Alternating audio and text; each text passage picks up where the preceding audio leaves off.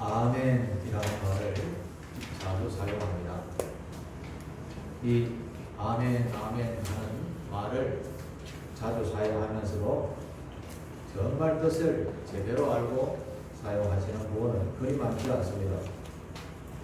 성경에서 아멘이라고 쓰는 이 단어의 뜻은 예, 내가 믿습니다. 내가 진실로 신뢰를 합니다. 그런 정확한 뜻이 있습니다. 원래 이 단어는 감탄사에 가까운 말입니다. 진짜입니까?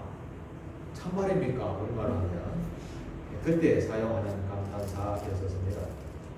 오래전에 이스라엘 백성들은 전통적으로 성경 말씀을 다 읽고 났을 때 그렇습니까? 정말입니까? 참입니까? 하며 아멘 이렇게 사용을 했었습니다.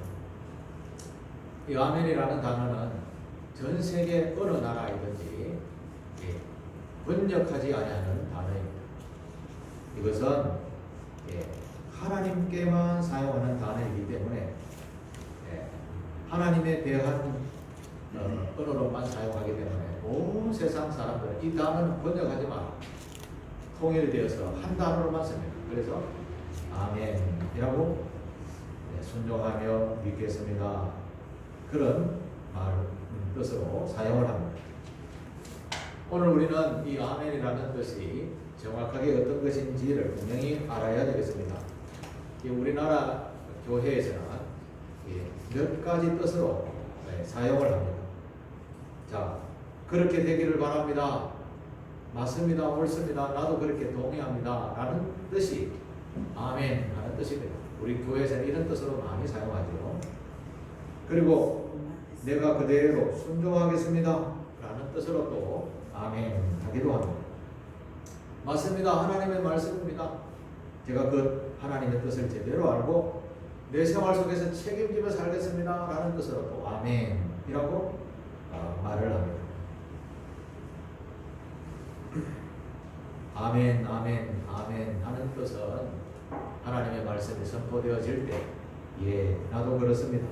말씀 그대로 이루어질 줄 믿습니다. 하며 이렇게 사용을 해야 합니다. 그런데 하나님의 종인 목사가 설교를 막 하면서 어떤 말은 아멘 하고 또 어떤 말을 하면 내게 가슴에 좀 찔리는 말이라서 노멘 하는 사람이 있습니다. 동의하지 못하겠다 이런 뜻이 되기도 하죠. 그리고 또 이런 분들도 있죠. 아무 말도 안 하는 사람이 있어요.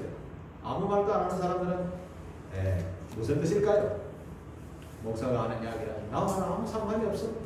이런 뜻이 되는 겁니다. 그래서 하나님의 말씀이 선포되어지면 예, 그 말이 맞습니다. 그렇게 생각합니다. 나도 그렇게 살겠습니다. 라는 뜻으로 아멘 하면서 화답을 해줘야 돼요. 여러분 대화할 때 상대방이 무슨 말을 말을 하는데 듣는 사람은 아무 말도 안 하고 인상도 굽히지도 아니하고 그렇게 있다면 이 대화가 되겠습니까? 아마 금방 일어서서 돌아서 가버리게 될 겁니다. 아멘이라는 이 단어도 하나님 앞에서 사용하지만 하나님의 말씀이 공중파로 선포가 되어지면 나는 그렇습니다. 맞습니다. 나도 그렇게 살겠습니다. 순종하겠습니다. 내 생활 속에서 책임지며 살겠습니다. 라는 말로 아멘이라고 화답을 해줘야 전하는 분도 받는 분도 은혜가 되겠죠. 물론 하나님께서 아멘이라고 하는 성도들에게 그래 알았다 라고 하면서 복을 주시지 않겠습니까? 그래서 대화도 물론 이렇게 화답을 해주지만 하나님의 말씀을 들을 때는 아멘이라고 여러분 화답하시게 되기를 바랍니다. 자, 실천을 잘 하시면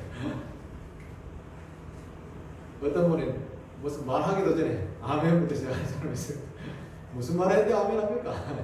농담삼아 그렇게 이야기하는 분도 계시는데 이해가 되면 아멘을 하는 겁니다.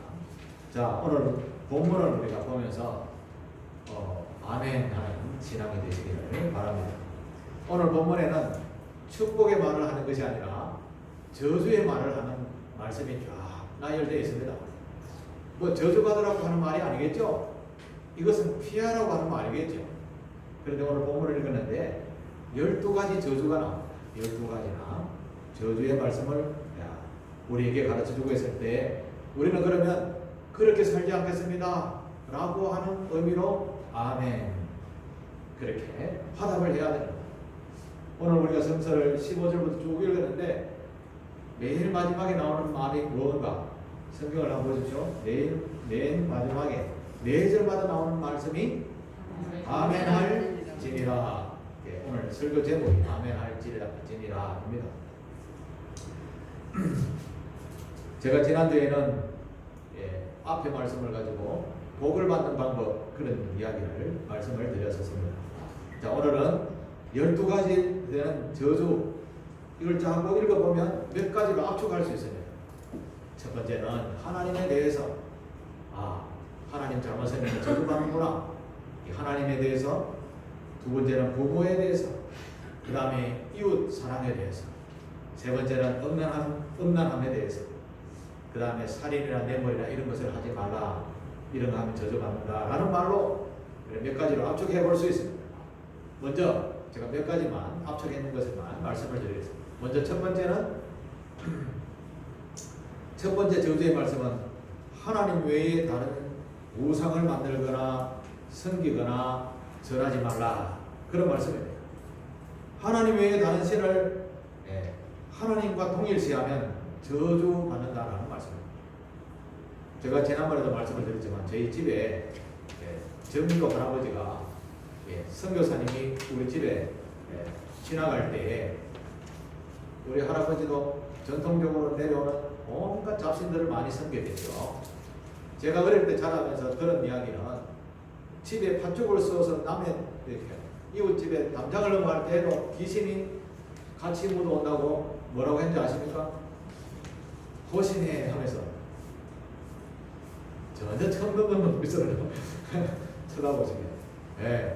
이 남의 집에 무슨 선물이라든지 무슨 음식이라도 넘어오면 거기에도 귀신이 붙을까 싶어서 잡신들에게 음식을 떼어서 나누어주는 호신해라고 했다고 합니다.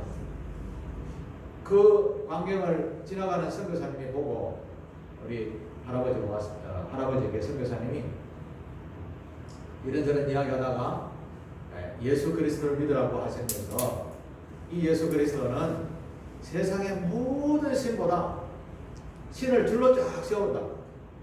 능력과 힘이 있는 순수대로 줄을 쫙 세워보면 그 제일 1등이 누구냐 하면 창조주 하나님이라. 그 창조주 하나님만 믿으면 다른 이 잡신들은 아무도 안 믿어도 됩니다. 정확하게 한번 보십시오. 하나님은 창조주이시고요. 나머지 모든 세상에 있는 신들은 사람이 만든 신입니다. 그냥 말로만 해도 누가 높을까요? 누가 능력이 있을까요? 그런 하나님 외에 다른 세상에 있는 여러 가지 우상들을 같이 하나님과 동일시해 해놓고 비나이다 하면 하나님이 화를 내신다라는 말씀입니다. 우리에게는 저주를 주신다라는 말씀입니다. 심지어 이스라엘 백성들, 하나님의 자녀라고 하는 이스라엘 백성들도요, 하나님이 눈에 안 보이잖아요. 무소부지하다 해서 눈에 보이지 않아서 하나님 어디 있나 하면서 그때 마침 모세가 하나님 부름을 받아서 높은 산에 올라가셨을 때 이 백성들이 보이는 하나님이세요, 우리 좀 섬기지 않겠나? 그래서 모세의 동생 아론이 그럼 여러분 가지고 있는 폐물이라도 내보소 하면서 금반지, 은반지, 목걸이 이런 걸 이제 내어서 모아서 장인들이 만들었는데 뭘 만들었는가 하면 금으로 송아지 형상을 만들었습니다. 송아지 형상을 앞에 놓고 야 이게 이제 우리 하나님이다 이렇게 이거 섬기면 우리 하나님 섬기는 거야. 하나님은 무소부재하신데 사람이 만든 형체를 갖다가 하나님이라고 믿으니 하나님이 화가 날까요? 안 날까요? 너희가 만든 손에 들어갈 그런 신이냐? 내가 너희를 창조했는데 그렇게 생각하지 않겠습니까? 그래서 십계명에 보면 나 외에 다른 신을 섬기지 마라. 이게 가장 첫 번째 하나님의 명령이었습니다. 저와 여러분들은 죽는 날까지 이 하나님 한 분만 섬기면 다른 모든 우상들은 안 섬겨도 됩니다. 교회 가서 말이 안 좋은 일 생겼지. 그냥 잘 믿고 있는 그냥 불교나 우상이나 섬기고 있지 라고 하면서 누가 이곳에서 막 이야기하죠. 그 절대 믿지 마십시오. 하나님은 최우선의 창조자이십니다. 하나님 외에는 다 자신들이 하나님 믿으려 하면 공격을 하죠. 물론 이겨낼 수 있습니다. 이것을 잘 아시고 하나님만 잘 섬기는 저와 여러분 되시기를 주님의 이름으로 축복합니다. 그러면 여러분들이 아멘 할 진열합니다. 아멘 하셔야 됩니다. 자, 다시 한번 연습해 볼까요? 주님의 이름으로 축복합니다. 네, 이렇게 대답하시면 됩니다. 네, 두 번째 나오는 말씀이 있는데 이것은 십계명에도 있는 말씀입니다. 십계명 5번째 계명인데 부모를 공경하라 하는 말씀입니다. 여러분 부모를 보면 그 자식과 닮았습니까? 안 닮았습니까? 자식을 보면 또 부모를 알 수 있습니까? 말이 안 돼요. 부모나 자식을 보면 닮았죠? 과학적으로 말하면 DNA가 같기 때문에 그렇습니다. 닮을 수밖에 없죠. 하나님께서 우리에게 이런 말씀을 합니다. 하나님의 형상대로 우리를 창조하십니다. 우리 안에 그럼 뭐가 있습니까? 하나님의 DNA가 있다는 말씀. DNA를 받은 자녀들은 DNA를 공급해준 부모를 당연히 공경해야 하는 겁니다. 당연히 공경해야 돼요. 세상의 여러 종교들도 부모 공경하지 말라는 그런 교훈은 없습니다. 부모는 당연히 공경해야 합니다. 그렇지 않으면 우리가 세상에 있을 수 없기 때문인 것입니다. 살아계실 때 부모님을 잘 공경하시는 저와 여러분 되시기를 아멘으로 받아가시기를 바랍니다. 세 번째 나오는 저주의 말씀은 17절, 18절, 19절에 나오는 말씀인데 합하면 이웃사랑이라는 뜻입니다. 특히 이웃을 사랑하지 아니하면 저주를 받는다는 말씀입니다. 사랑하지 않고 배려하지 않고 소외된 이웃을 모른 척 하는 사람들은 또 인색한 마음으로 맹맹하게 지내는 사람들은 저주받는다 라고 말씀하는 내용입니다. 여러분들은 다 이웃 있죠? 이웃이 나보다 더 잘 사니까 이웃에게 내가 도움을 줄 필요가 없다 이렇게 생각하시는 분, 그런 분들은 혹시 있을지 모르겠습니다. 그러나 대부분 우리의 관심을 가질 사람들이라고 할 수 있습니다. 요즘은 병원에 신방을 잘 하지 못해서 병원에 아프신 분들을 잘 돌보지 못하는데 보통 때 같으면 병원에 가보면 참 많은 분들이 아파서 병원을 가득 채우고 있는 것을 보게 됩니다. 특히 대학병원 같은 큰 병원에 가면 그야말로 시장과 같이 그렇게 분주분주합니다. 그런데 요즘은 병원에 경경난이 왔다 할 정도로 환자들이 많이 줄었지요. 왜 줄었을까요? 전염병 때문에 어지간하면 병원에 안 오는 거죠. 그런데 아파서 누워있을 때 보면 누가 신방을 찾아오거나 위로하러 오면 얼마나 인상적이고 감사한지 모르죠. 이웃을 돌보는 것은 바로 이웃이 힘들 때 도와주는 것이 참 마음에 오래 남는 거죠. 이번 주간에도 제가 아시는 분이 돌아가셔서 장례식장에 잠시 갔다 왔는데 장례식장에 가서 문상만 하고 인사만 하고 바로 돌아 나왔습니다. 요즘 문화가 이름 적고 뭡니까 발열 체크하고 문상하고 집에 가는 이런 문화입니다. 어찌 보면 조금 각박하다라는 생각이 들기도 합니다. 그러나 안전을 위해서 그렇게 하고 있는 것 같습니다. 그런데 장례식장에 잠깐 왔다 갔는데 뭐 안 가지 뭐. 그냥 조이금을 그냥 통장으로 보내지 뭐. 이거 하고 잠시지만 잠깐 얼굴 보고 위로를 드립니다 라고 한마디만 하고 돌아와도 차이가 있을까요? 없을까요? 예, 마음에 엄청난 큰 위로의 차이가 있는 겁니다. 이웃 사랑은 바로 이와 같은 것입니다.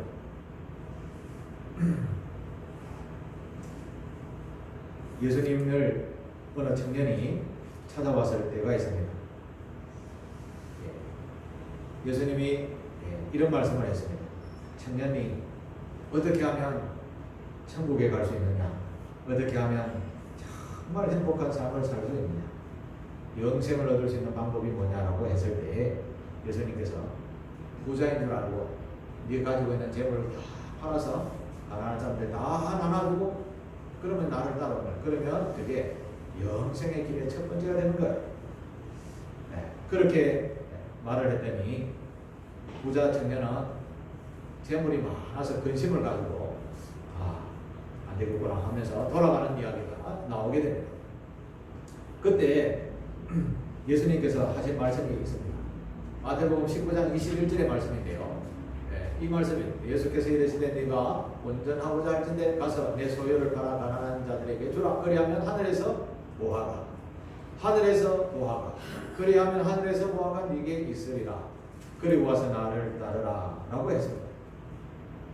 하늘의 보화라는 뜻이 무슨 말일까요? 하늘의 보화.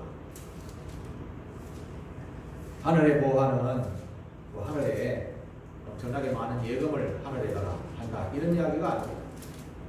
하늘의 보화라는 말은 우리 생활에서 하나님의 나라의 기쁨, 평안, 행복함을 누리는 것, 마법에 사는 것, 이것을 하늘의 보화라고 표현합니다.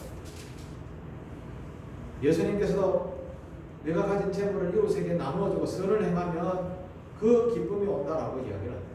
우리 세상 논리는 나누어주면 나는 없잖아, 불행하잖아, 나는 가난해지잖아 이런 생각부터 먼저 하죠.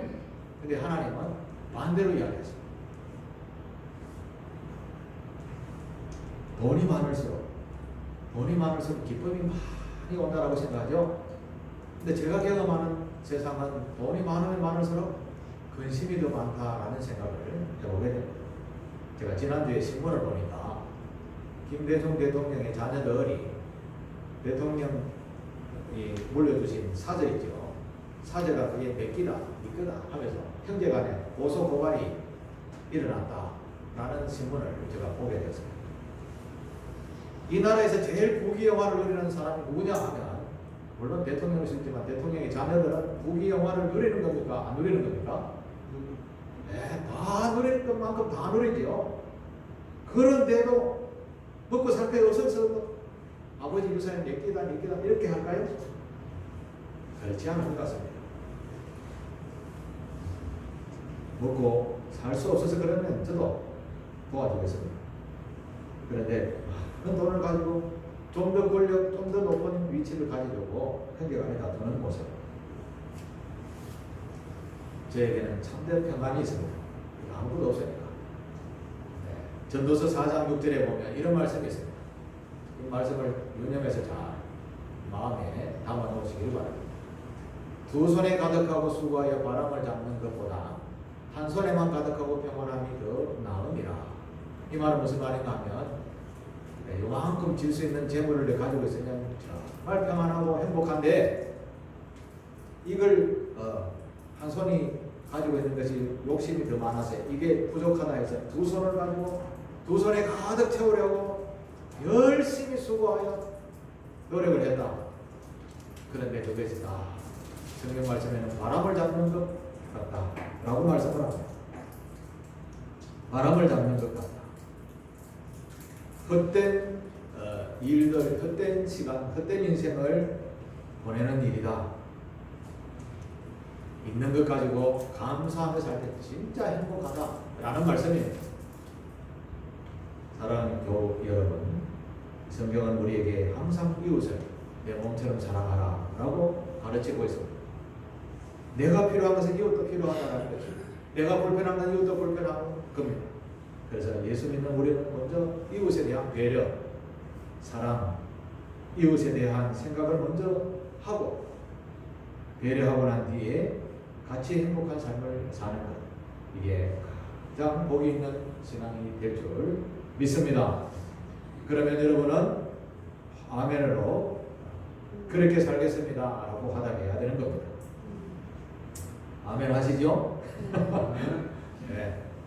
네 번째 나오는 저주, 조금 이렇게 뭉쳐서 20절부터 23절에 나오는 3번 음란에 대해서 말씀을 합니다. 음란한 삶을 살면 안 된다라는 말씀입니다.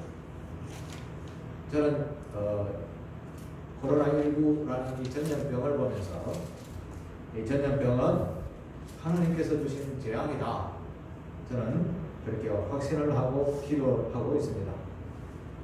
세상이 음란하고 세상이 그만큼 타락을 했기 때문에 하나님께서 재앙을 보내셨는데 우리만이 아니라 전 세계에 다 보내셨다라는 것입니다. 여러분들도 아시다시피 입에 담을 수 없는 어마어마한 아름답지 못한 일들이 얼마나 많이 있습니까? 우리 주위에 TV의 드라마 이런 것도 한번 보십시오. 저는 아예 드라마를 잘 보지 않습니다만 뭐 평가하는 거 보면 막장 드라마다, 그렇지 않으면 사람들이 보다 한다, 이런 이야기를 합니다. 윤리와 도덕이 완전히 무시되는 사회, 인격과 도덕이 무시당하는 사회, 부끄러워서 이야기도 하지 못했는 것을 요즘은 공공연히 하고 있다 라는 세상이 되어버렸습니다. 옛날에는 동성애자 말만 꺼내면 무슨 이단아처럼 이렇게 느껴지게 되는데 요즘은 대중들 앞에 또 공공연히 나서서 결혼식도 하고 데모도 하고 인권 존중이라는 이 단어 앞에 사람들이 당당하게 나서고 있습니다. 하나님께서는 분명히 말씀을 하셨습니다. 남자와 남자, 여자와 여자 음란한 짓을 하면 반드시 죽일지니라. 하나님의 율법 속에 담긴 내용입니다. 음란함이 너무 강한, 너무 충만한 세상이 되어버렸습니다. 이스라엘 백성들도 이 모압이라는 여인들이 이스라엘 백성들을 살살 남자들을 꼬셨을 때 여인들이 유혹하니 남자들이 안 넘어갈 수가 없죠. 그래서 이 여인들의 꼬드김에 이스라엘 백성들이 가서 음란함을 많이 행하게 되었습니다. 이것을 보신 하나님께서 진노하셨습니다. 그리고 하나님께서 연병, 성경에 보면 연병을 보냈다라고 합니다. 전염병이죠. 오늘 우리가 전염병이라고 사용하지만 성경에도 연병을 보내어서 사람이 죽었다라고 하는데 모압 여인과 음란함을 통해서 사람이 죽은 것은 24,000명이었습니다. 근데 오늘 이 시대는 더 많은 사람들이 사니까 많은 사람들이 죽어가고 있죠. 이것을 보면 하나님께서 진노하셔서 이 땅 가운데 재앙을 보내셨다라고 우리가 해석할 수 있는 겁니다. 그러면 하나님을 믿는 거룩한 하나님의 백성들은 이것을 눈으로 보고 어떻게 해야 될까요? 음란함에서 회개하고 돌아서야 되는 겁니다. 물론 죄를 짓지 않는 것이 가장 좋은 행동이겠죠. 그러나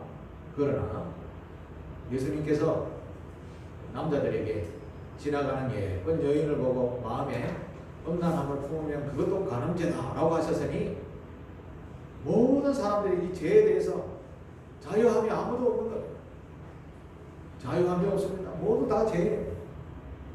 그러니 어떻게 이 음란함을 우리 몸에서, 우리의 삶에서 벗어날 수 있겠습니까? 그래서 우리는 늘 깨어서 하나님의 말씀을 늘 주야로 묵상하면서 이것은 잘못된 거야 하면 내 몸에서 멀리 떠나버리는 그런 삶을 살아야 합니다. 그것을 우리는 거룩한 삶, 경건의 삶이라고 이야기를 합니다. 이 시대의 교회는 거룩한 삶을 살아야 합니다. 이 시대의 성도들은 교회와 멀리 떨어지지 않고 교회 안에서 이런 저주받을 음란한 짓을 멀리 합니다. 혹시 마음으로도 죄가 있다면 끊임없이 기도하며 회개하는 그런 삶을 살아야 할 줄로 믿습니다. 그리하면 하나님의 축복이 여러분에게 임하게 될 줄로 믿습니다. 동의를 안 하시는 분이 있네요. 마지막으로 오늘 본문의 마지막으로 24, 25, 26절에 나오는 살인죄, 그 다음에 뇌물죄, 하나님의 말씀을 듣고도 준행하지 않은 죄, 이것을 마지막으로 말씀을 하고 있습니다.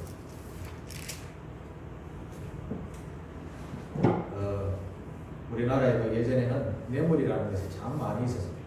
사람을 죽이는 죄는 이 세상에서도 험하게 다스리니까 더 이상 이야기할 것이 없지만 뇌물에 대한 이야기는 성경에도 보면 저주를 받는다라고 합니다. 그래서 뇌물 받는 비일은 우리 그리스도인들에게는 아예 먼 이야기다 이렇게 생각하고 살아야 할 줄로 믿습니다. 우리 앞에는요 끊임없이 죄라는 것이 펼쳐져 있습니다. 죄가 우리를 얼마나 멸망으로 이끌어가려 하는지 늘 유혹으로 다가오게 됩니다. 제가 종종입니다만 열심히 일평생 동안 하나님의 말씀을 잘 전하고 교회를 잘 섬기다가 은퇴할 나이 한두 해를 남겨놓고 불명예로 은퇴하시는 분들을 종종 보게 됩니다. 평상시에 그런 인품을 가진 분이 아닌데 어쩌다가 잠깐의 실수로 일평생 불명예 은퇴하는 이런 분들이 있습니다. 본의 아니게 그렇겠지만 예를 들어서 부산시장 같은 오거돈 지난 부산시장 같은 분들도 그런 거죠. 일평생 동안 그의 명예와 권세를 지키기 위해서 얼마나 노력했을까요? 그런데 하루 잠깐 순간에 잘못한 죄악으로 말미암아서 인생을 완전히 다 쏟아부어버리게 된 일이 최근에 있었죠. 그래서 우리는 눈앞에 있는 작은 죄부터 시작해서 큰 죄도 우리에게서 항상 멀리하도록 경건의 삶을 살아가는 그런 저와 여러분 되시기를 바랍니다. 신명기서 11장 46절에 보면 중요한 말씀이 있습니다. 11장 46절 같이 한번 읽어보겠습니다. 내가 오늘 복과 저주를 너희 앞에 두나니. 다시 한번요. 내가 오늘 복과 저주를 너희 앞에 두노니. 하나님께서 우리 인생들에게 복이라는 것과 저주라는 것을 두 개를 딱 두었다라고 말씀합니다. 우리 앞에 이 두 개를 두었다라는 말은 어느 하나를 선택해서 살 수밖에 없다라고 말씀하시는 거죠. 우리는 복이 좋으니까 복을 선택하며 살아야지 생각하죠. 그런데 실제적으로 살아가는 삶의 현장을 돌아보면 복보다 저주받는 행동이 더 많다는 거 여러분 아십니까? 그것은 우리가 죄악의 본성을 가지고 있기 때문에 그렇습니다. 제가 지난주에도 말씀을 드렸는데 복돌이 장로님 기억나십니까? 복돌이 장로님이 주는 교훈은 심은 대로 거둔다, 뿌린 대로 거둔다 라는 이야기를 제가 말씀을 드렸죠. 성경은 진리로 심은 대로 거둔다 라고 말씀합니다. 복을 심으면 복, 저주를 심으면 저주를 거둔다라는 말씀이겠죠. 자, 그러면 무엇을 선택해야 되는지를 신명기서 30장 19절에 말씀합니다. 같이 읽습니다. 시작. 내가 오늘 하늘과 땅을 불러 너희에게 증거를 삼노라. 내가 생명과 사망과 법과 저주를 네 앞에 두었은즉 너와 내 자손이 살기를 위하여 생명을 택하고. 아멘. 동의합니다 라는 뜻으로 내가 생명을 택하겠습니다라는 뜻으로 아멘 하셔야 되는 겁니다. 자손들이 잘 살기 위해서, 자손들이 평안한 삶을 살기 위해서 생명을 택해야 된다라는 말씀입니다. 오늘 본문의 말씀은 복과 저주의 말씀 중에 저주를 쫙 이야기하면서 이거 하면 안 돼 라고 하면 우리에게 교훈하는 말씀입니다. 하지 말아야 된다라는 생각을 가지고 아멘 하면 바른 말씀으로 받아들일 줄 믿습니다. 그런데 우리 인생은 좋은 말을 막 쏟아부으면 상대적으로 나도 모르게 속에서 무슨 마음이 있는가 하면 교만한 마음이 있습니다. 교만함. 나는 아니야. 나는 이거 한 번도 내한테 걸리는 게 없네. 이렇게 생각한다는 거죠. 그 생각이 교만이에요. 우리는 아무도 죄에서 자유할 사람이 없어요. 이 저주에서 자유할 사람이 없다라는 말입니다. 그래서 우리는 깨어서 생명을 택하도록 노력해야 하는 겁니다. 그래서 하나님의 말씀을 늘 듣고 주야로 묵상하고 실천해야 된다는 말씀입니다. 이 교만함 때문에 한순간에 실수로 인생의 실패의 인생을 살아가는 사람들이 있다는 말씀입니다. 오늘 본문의 말씀에서 이 저주의 말씀들을 우리에게서 멀리하고 늘 복을 선택하는 하나님의 귀한 말씀의 축복의 말씀을 생활 속에서 담아서 하나님께서 주시는 귀한 복들을 누리며 살아가는 또한 여러분과 여러분의 후손들이 되기를 주님의 이름으로 축복합니다. 기도하겠습니다. 사랑의 하나님 아버지, 은혜를 베푸시어서 오늘